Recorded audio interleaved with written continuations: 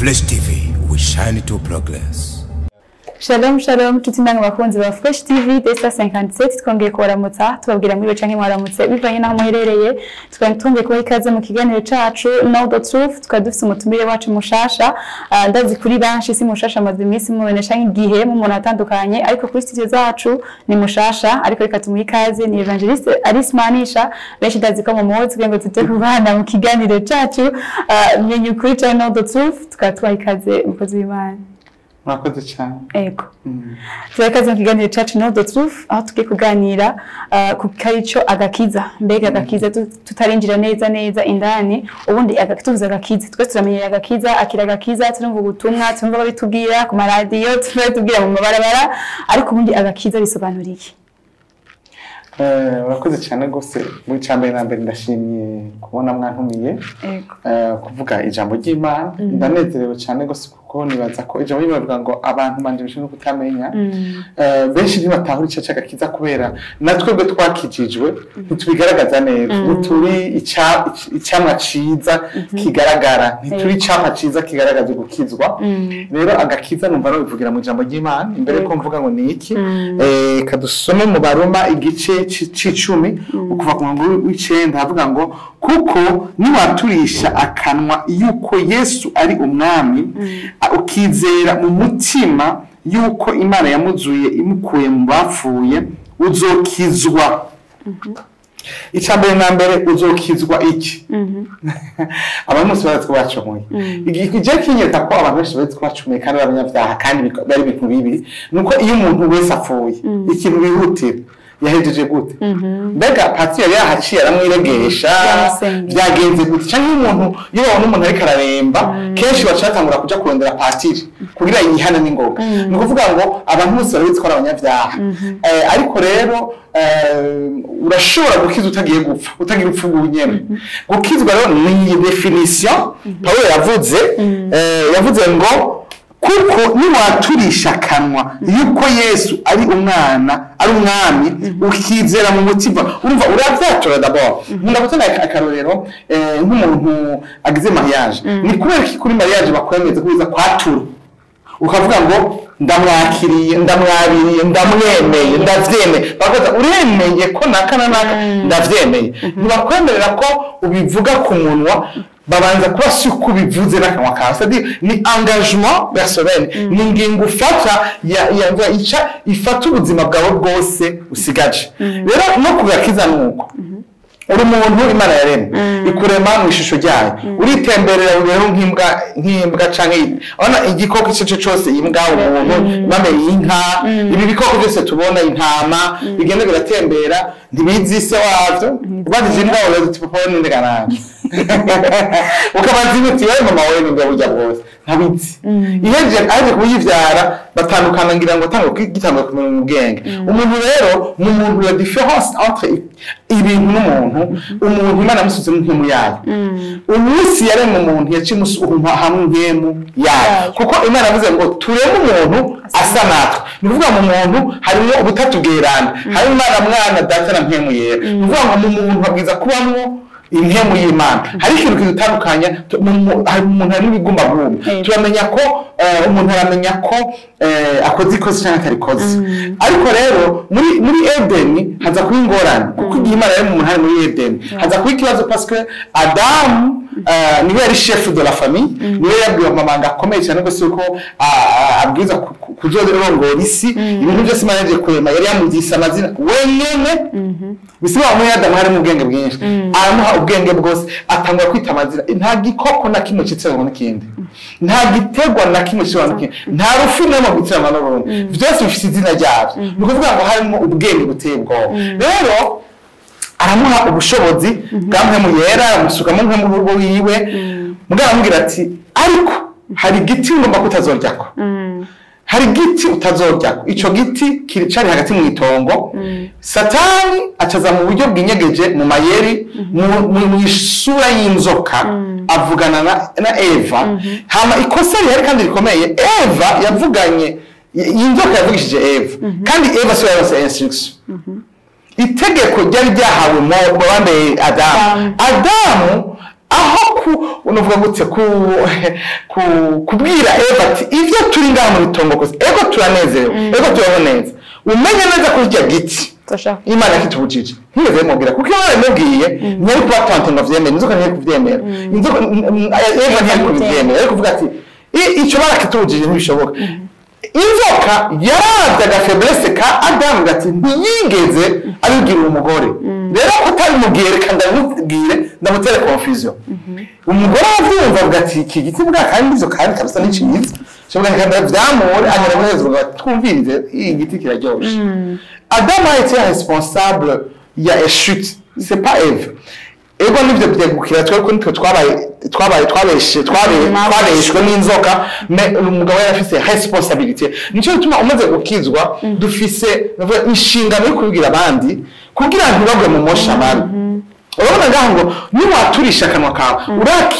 d'abord umva bakuru ya Yesu quelqu'un vient et te dit la parole de Dieu ati yamara rero burya abantu bazoja mu ijuru mu muri kandi ikintu kizobiterana kiba gusa nukuba warakirumwa Yesu mwana mukiza wawe ukamwizira mutima wawe savye urumva amakuru yiwe hamukamwakira kugira umugabo n'umugore babirana ukatura n'akanwa kawe yuko uwo mugabo yitwa Yesu acitse umwami n'umukiza wawe kandi ko yafuye akazuka ku bwawe ngo uzokizwa iki uzokizwa urupfu rwe bitazoshira ibyo bitazoshira kuvuga iki ni bwa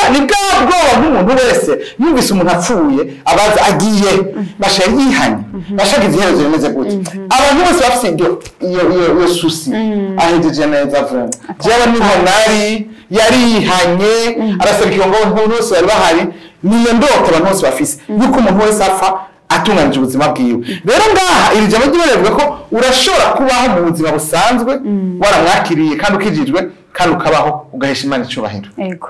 murakoze cyane gose kumbe yo kumaze kwakira agakiza ubundi maze kwakira agakiza ni juste kugira ngo uganye ubwo buzima bw'ibihe bidashira gusa cyane oya si cyo cyonyine kuko en plus de ça hariho ubuzima kuko uravye intumwa igihe zakizwa zaje zibandanya ubuzima zaje zibandanya ubuzima bwiza zibandanya zikorera Imana zibandanya zivuga ivyayo reka dusome hari afite hari ikintu gica kiba iyo umaze gukizwa ndabwo ubimenye neza ko kijijwe icambere na mbere ni ijambo ry'Imana ribivuga ni ijambo ry'Imana ribivuga yuko ukijijwe parce que hakaba hari ijambo ry'Imana riri muri Yohana igice ca 3 Yesu wenyine navyivugiye kuko aya n'abajambo yanditswe na Paulo ndashaka dusome ijambo Yesu yavuze wenyene kugira ngo mumenye ko c'est pas seulement Paulo yabivuze ku murongo 13:16 haravuga ngo kuko urukundo Imana yakunze abari mu isi ariko rwatumye itanga umwana wayo w'ikinege ngo uwizera wese ntazopfe rubi umva bavuka gupfa rubi sabika umuntu atakira umwami Yesu azopfa rubi gute mu muriro udahera mu muriro yanyenga babantu bahemukiye Imana bazojamo ngo kuko ntasubire mu kana kuko urukundo Imana yakunze abari mu isi umuntu wese karanyumviriza amenye ko Imana imukunda Imana shino ikunda ntigira nkunze nkunda Imana ingene ikunda umuntu wese ikunda ukusa kose ukumeze nta makuru vyaha wabayemo Imana ntiyabakahise irabara president urashaka ko ari umunyamanyanga wa mbere ahereza umunsi weje kwihana ubabari batutwite la preuve ni cyangwa igisuma cyo kumena Yesu kumusaraba kiravuga ati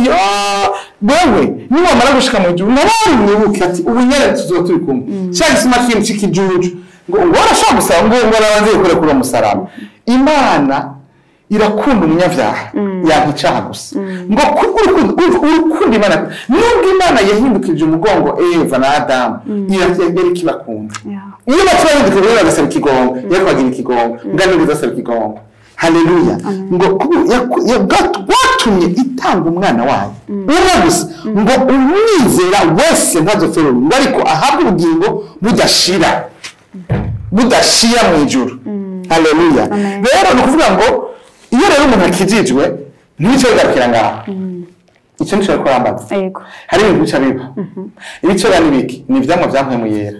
iyo umuntu akijijwe ikintu ca mbere témoignage bwiza kugira ya mbere nuko yuzura mpwe mu yera wuzuye mpwe mu yera hari bigaragara kuri wewe bigaragara gute reka tubisome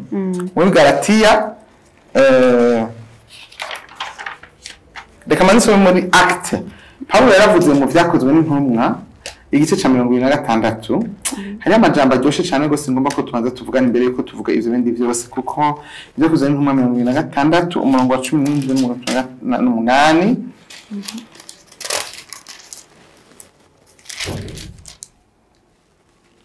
haravuga ngo 17-18 ngo ndagukize abo muri ubu bwoko hamwe n'abanyamahanga nibo ndagutumyeko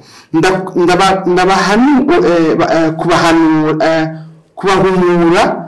amaso kugira ngo bahindukire bave mu mwijima baje mu muco bave mu bubasha bwa Satani baje ku Mana bateko baharigwe ivyaha vyabo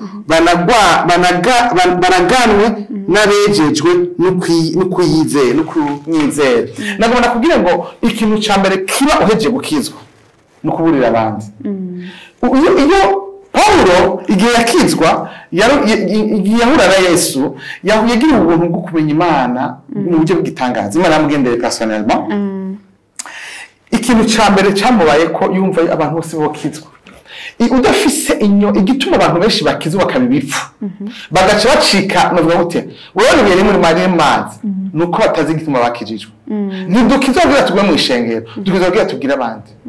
dukizwa kugira tutabara abandi Paulo yaciye automatically ku abanyamahanga no kuvuga iki yamutumye kuri Isirayeli genda mu mahanga no kuvuga ngo genda ubwire abazungu ni nk'umuje bana yambwira ngo nkizwe kwera nakijijwe yisigana mu bazungu ndashimira ko tabintu kuva aya mafuta na visi mbwa yabintu yamba no kuvuga ngo igutuma kuba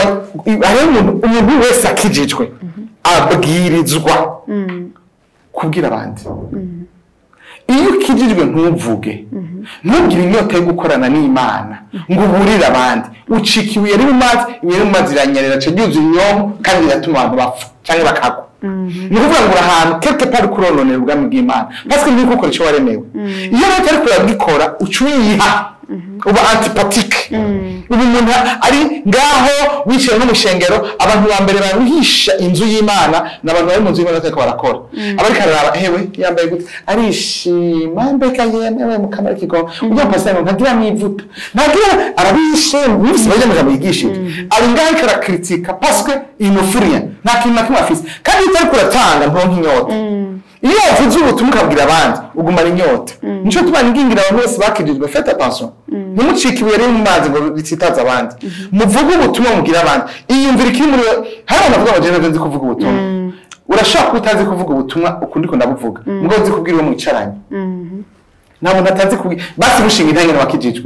zoti je bijya kera ibara rya ryagora bibwira umuwoyi w'umuhiri wanyu bibwira umuntu mukorana bibwira abo mwigara mu ishuri bibwira abo mukorana mu isoko bibwira abantu bose muri kumwe ntushobora kubura umuntu n'umwe n'umunsi umwe ubwira umuntu n'umwe bishoboka donc témoignage kubwira abantu ubutumwa icyo kirakomeye cyane icakabiri ngomba ko umenya hariho ijambo ry'Imana riri mu Bagalatiya bambe apocalypse ni ivyashuye Yohana kuva ku gice ca mbere n'ca gatatu hariho amajambo agumahereza avuga ngo uri n'ugutwi niyumve ivyo mpwemu ariko abwira amashengero ni ukuvuga ngo iyo ukijijwe mpwemu w'Imana nakubwira ko wakijijwe uwo nyene uravyumva mu mutima uravyumva yuko wakijijwe kubera iki hariho amajwi aba muri wewe utahora wumva hari iyo iryo jwi yo kuntu imeze yamwe mu yera icica abantu benshi bakaja no mu muriro bazovada no mu muriro sinabifurije iryo jwi yo kuntu imeze yamwe mu yera ntanigana n'umuntu n'umwe arakubwira uno munsi ejo ukirengagiza uno munsi akakubwira ibintu sivyo ivyo uri kuravuga sivyo iyo nyifato siyo uwo muntu muri kumwe siwe aho hamwe kuraja siyo iyo programa siyo akayikubwira inshuro nyinshi ayi certain moment amatwi yawe akaziba kubera iki warahaze ivy'Imana ntucumva ica yigira ikimyorera cyabata ko atari karambwira byemeye yavyemeye urumva rero uyu munsi twishwe n'abantu batacumva ijwi rya mpwemu yera mpwemu yera ari muri wewe igituma baba mu nzu y'Imana ntibagire n'icyo bakoze reka dusome mu Bagalatiya umuntu w'Imana uzumumenyera kuri ibi bintu Galatiya 5:22 ahantu horoshe cyane rwose ngomba ko mumenya umukristo ikintu uzomubonerako ubonye ibintu utakibona kumenye ngo warapfuye uri kurapfa kandi uri kuragenda umurongo wa 22 haravuga ngo ariko ivyo mpwemu yama mu rukundo umukristo wa vrai akunda umuntu kandi amukunda inconditionnellement nukunda umuntu kubera umwana mwiza cyangwa kugirira neza oya umukunda uko nyene ari kandi ukunda abantu bose cyane cyane mu nzu y'Imana bien sûr ni kuvuga ngo gushika mu nzu y'Imana ugasanga ntugikunda umuntu n'umwe wapfuye gushika mu nzu y'Imana ugasanga abantu bose ntibakeneye no kubabona ntagiye n'uha gakeye wapfuye ni kuvuga ngo ivyama vy'imwe vyagiye n'umwana yarazimye muri wewe umunezero ugasanga umukristo yarakijijwe yuzuye umujinye arya umusaya amasaha 128 taha wavyakuyobeye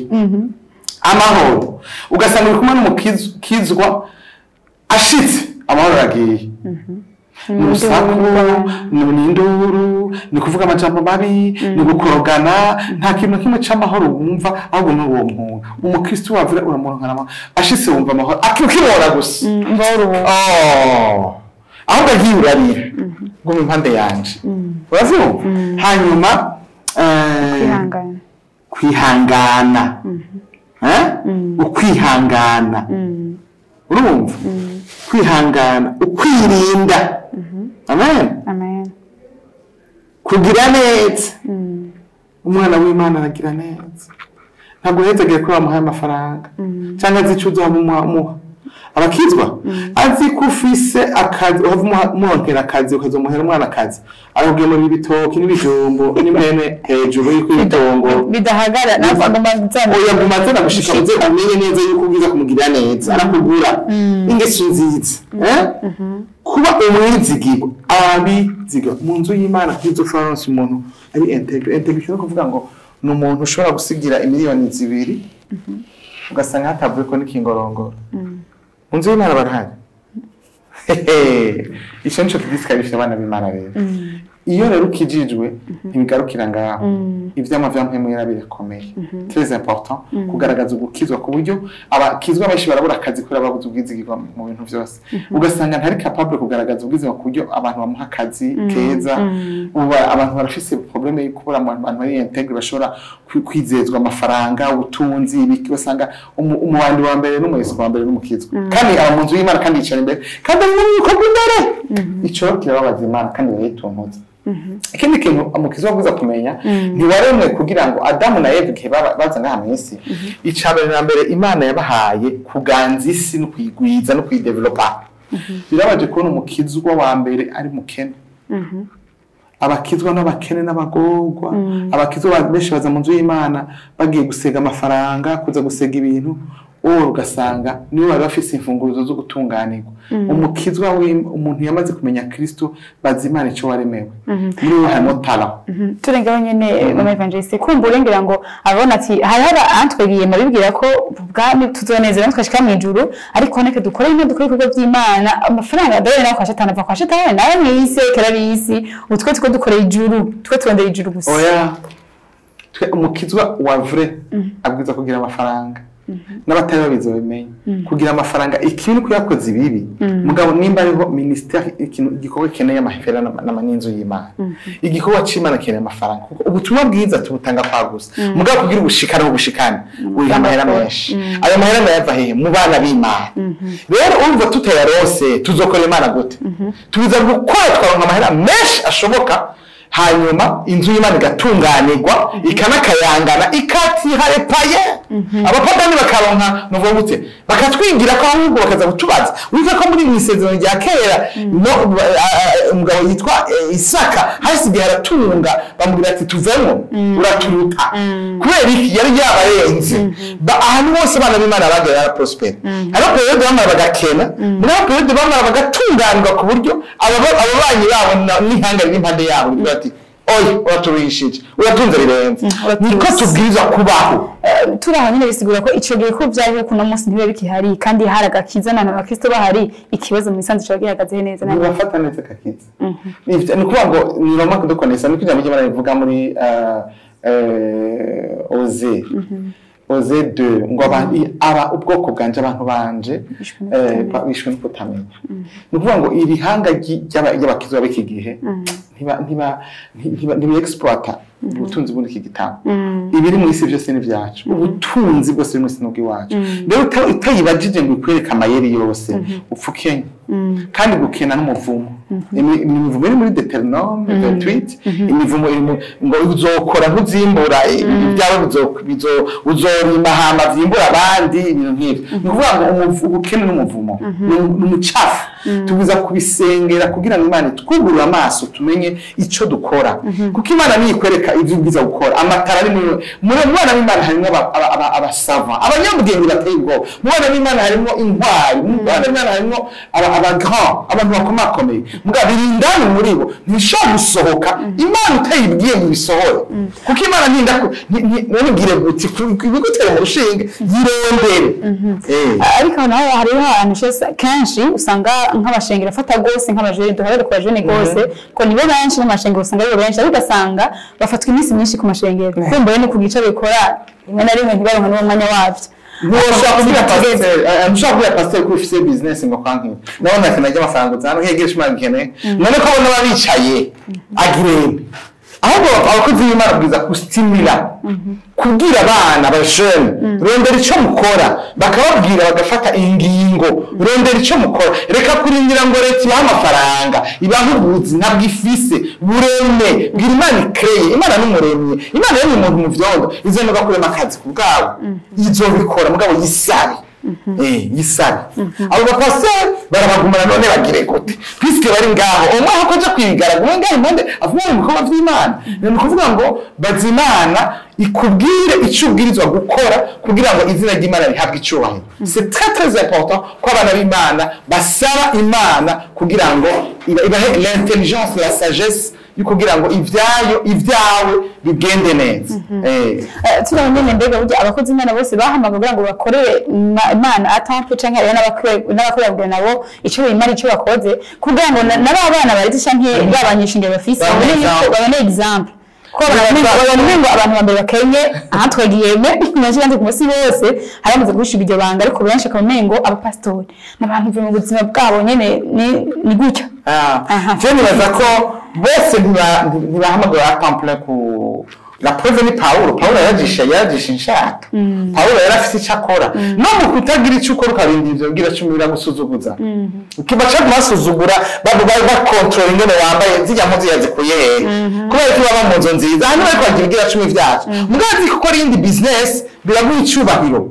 nawe ukabasimira gukora parce que babona kuri kurafise nawe ucutanga urafise amafaranga urafise comment urafise icyo bikurakorera umuryango wawe abana bandi biga ko ikigira cyo muri église umugore ntiyambara neza parce que ikigira cyo muri église ahubwo acavuga ati mumugwiza tunga arafise nawe ivyakora cyo tumpanura abakozi b'Imana kuri icyo bakora kuko birankoraje n'ishengero biratuma abajene bamenya ubabwira ufise icyo babwira avec un exemple à l'appui ego murakoze cyane ko tuko twegeza umusozo nk'amajambo canke intererano ushaka kubwira mu buryo butatu cyane ugwaruka ndahera kugwaruka ariko reka duhere hejuru terera ku bakozi b'Imana nko kumara kivuga hama tuje ku bakristo muri rusange icyo bategeza gukora nko bari mu ishengero canke bari hanze y'ishengero noneho n'ugwaruka rwo tuza kurangirizako mbere kugwaruka pastor abakozi b'Imana no bahanura kuba bon abakozi b'Imana bubaho ntafite afite no hano ko gikomeye mugabo n'intererano no basaba ko boronde cyo bakora kuko umukozi w'Imana ntibisigura yuko ubwiza kugigira amacino n'amashikano ego n'ivyi wawe kuko n'ivyi Imana yabahaye mugabo amadepense n'imisho muri egize kurusha umushahara wawe birana gusuzuguza ko amabiyumvira ko bari ivyo amafaranga bahaye abarundi surtout baragoye acavuga ati ya bifaranga natanze se cyabugura mu inzu n'umuduga yaguze wabonaga ntuze aje no izindi costume zibiri urumva bashaka gukontrola ukaba sous leur emprise ariko bazi kuri kurakora ufise business yawe ukora ubera kuri duto bigenda birabwira hanyuma bukiye gukora atera imbere uko ushishikara kubikora niko n'abandi bantu bakwigira ko ugasanga nose muri kubijana mu ijuru neze sura kwa matena kubaho neza mu isi ko dukiza cyo dupfa dukiza kandi bwira cyo tubana tuvuga ubutumwa bwiza duhindura isi idukikuje hanyuma vuze kuvuga ko ngire bandi umushengero rusangi ndabastimira ndabahanura gukora ndabahanura gukora reka kwikontanta n'amafaranga uhembwa ajya amafaranga ajya akazi ukora uzo pensiona bashaka kugukura mugabo raba kandi kantu ukora raba utundi tuntu ukora wiyunganye ku buryo uzana akantu kari productif kongereza agapriva kongereza ivyo ukurakora kugira ngo uronke amahera yengeje umushahara nuzo prospera mu nzu y'Imana hajya vuze ngo tugiye twubaka ishengero uri aleze uvuga uti no ndaza kusaba miliyoni baramba muri bank parce que ndi fidèle kandi mfite indi business ndiko ndakora baramba ku buryo uba uri aleze gutangira Imana bavuze amafaranga ntushushishwa abantu bageze kuvuga amafaranga mu shengero iri shengero darivuyemo bisaba amafaranga gusabwa amahera iyi wacu nabigize n'amahera bavuze gusaba amahera parce que niyo akora ibikorwa byose biri mu shengero bisaba amahera ubundi muntu ngoma wavuze mugira bafata umwanya munini mu gusenga gusa oya gusenga ni nziza mugabo ugasenga uzi neza ko ari umwanya gukora hari umwanya wo gukora Yesu yararasenga mu gatondo azigana gukora misi kuko yamuhaye yararasenga muri byanditse muri Luc 26 verset 36 ngo mwijoro ryose yararasenga ntiryari ryose sinyo twasenga ryose kandi kuhera mugabo yafite amasaha asenga akavyuka mu gatondo agenda kuvuga ubutumwa mu mihana mu mashengero ahantu hose agiye hari umwanya wo kuruhuka hakaba n'umwanya wo kuvuga ubutumwa n'umwanya wo gusenga nukuvuga rero ubwirizwa kwipanga ku buryo ubuzima bwawe buba équilibré ariko gukora biri primordial vraiment ijambo ry'Imana rivugira ngo udakora ntakarye rero ntitwavuga ngo udasenga ntakarye no gusenga birakenewe mugabo no gusenga naho ukore murakoze cyane reka turashimira ko mwashoboye kuduha kano kanya mbiganire cyane murakoze gose yego nshuti n'abakunzi ba Fresh TV twongeye kubashimira mudahengeshanye kudukurikirana ibiganiro byacu bitandukanye tubuza kuza muragira like share na subscribe mushobore kubandanya mukurikirana ibiganiro byacu ku bwinshi murakoze mani bahezagire cyane amen.